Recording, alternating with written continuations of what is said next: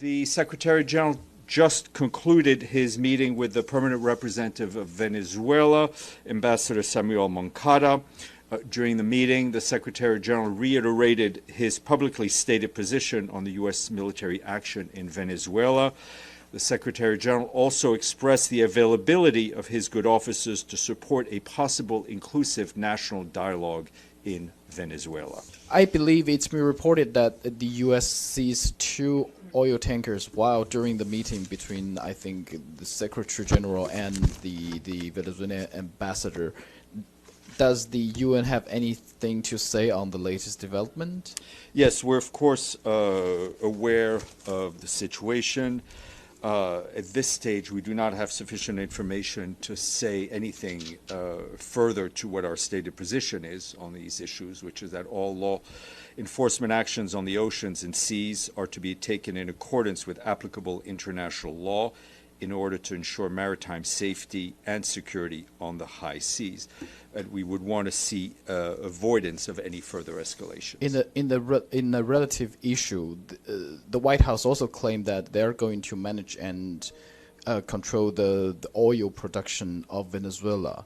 As far as I understand, there's a GA resolution suggesting or decides that the natural resource there's permanent sovereignty over natural resource of one nation. So what is the reaction of the Secretary General? It's not so much a reaction as what our position has been throughout, whether it's Venezuela or other countries where this issue has risen. The oil in Venezuela belongs to the Venezuelan people, just as the oil in Syria belongs to the Syrian people, and the natural resources of any country belong to the people of that country. But the President Trump and Secretary Marco Rubio also claim that it's for Venezuelans' own benefit. I mean, does that make any sense? No. I will leave it to journalists to make sense of what's going on in this world. Regarding the SG, you said that he reiterated his public position, which is well known about Venezuela.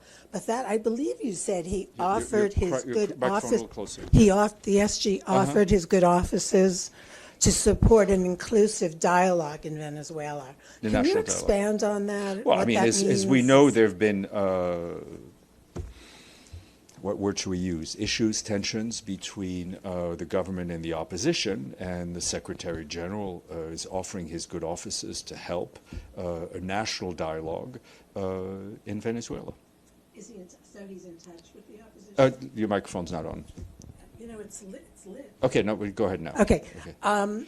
Is he actually in touch with opposition? Other people have been in constant touch with the opposition. This was an offer to the government. Let's see where things go. And one of the question is, numerous countries, not just the United States, but Europe and others, believe that the Maduro regime is an illegitimate regime that did not allow a peaceful transition of power. Does the SG have a view about that? I think we've been very clear on our concern on the elections, right? Secretary General sent independent experts. From this podium, we called for greater transparency in the publication of the results. So I think our position stands and is not modified in any way. The Secretariat is not in the business of deciding who is legitimate and not legitimate. There is a Venezuelan delegation to the UN. Like any other delegation, I'm not aware of any challenges to its credentials. The issues you raised are bilateral issues between countries. Steph, can you share more details on the meeting that the Secretary General had with the Venezuelan ambassador? How long was it? Where did it happen? And was there a request on the part of the Venezuelan ambassador for the Secretary General to call for the release of Maduro and his wife? In terms of what the Venezuelan delegation said, I don't speak for them. You should speak to them. The meeting took place on the 38th floor, lasted about 45 minutes, I think. Have Russia or the U.S. raised the oil tanker issue with the United Nations? I mean, not that I know in the last 2 hours. Thanks. Okay, Dulcie. Yeah, did the Venezuelan ambassador ask the Secretary General about the full diplomatic immunity as a sitting head of state request that he mentioned in the Security Council meeting? I'm not aware that that was raised, but you should ask the Venezuelan mission.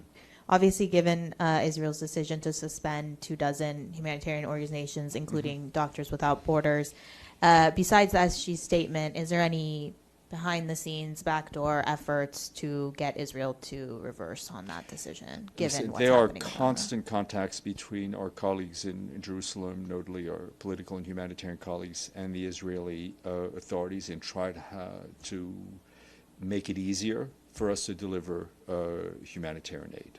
Yeah, delayed follow-up. So we will ask the Venezuelan mission what they said. What did the Secretary General tell the Venezuelan ambassador in that meeting? I kind of read out what I was able to share with you.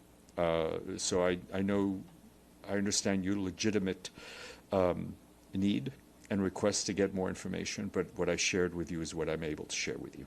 Now Secretary Rubio says that that the United States will buy Greenland from Denmark instead of using military means. Is that better? It's a very good question, Iftikhar, and a very good phrasing. What I will just repeat is our belief in the territorial integrity of all member states, including Denmark and including all its provinces, and I will leave it at that. Jelajahi cara baru mendapatkan informasi. Download MetroTV Extend sekarang.